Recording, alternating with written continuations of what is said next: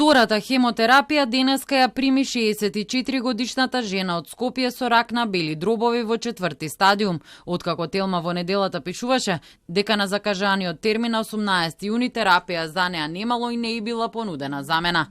Втората терапија и доцнеше 12 дена, иако докторите и рекле дека максимално примањето на лекот во борбата со страшната болест може да се одложи за една недела. Телма стапи во контакт со клиниката, од каде не информираа дека за пациентката сепак имало замена за незината терапија и дека веројатно настанало недоразбирање. По укажувањето пензионерката сега ја прими потребната втора од 4-те препишани терапии. Таа не сакаше да си го открие ликот и идентитетот пред камерата на Телма од страв дека потоа може да има проблеми во процесот на лекување. Од клиниката за Телма вела дека сите пациенти ја добиваат потребната терапија и дека се достапни лековите за третман на онколошки заболувања. Некои од лековите, иако се навреме нарачени, има застој во нивната дистрибуција, но за нив има замена од иста група на лекови со идентична ефикасност.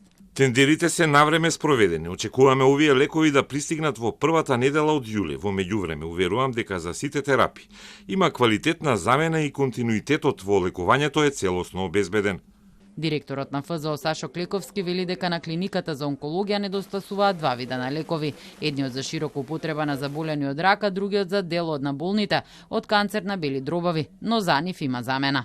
Двата лека се генерика, што значи дека двата лека имаат други производители, други замени.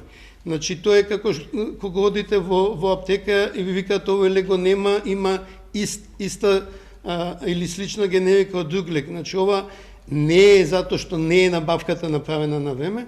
Лекот моментално два лека, два различни дистрибутери го немаат во моментот и е во дистрибуторска дефектура.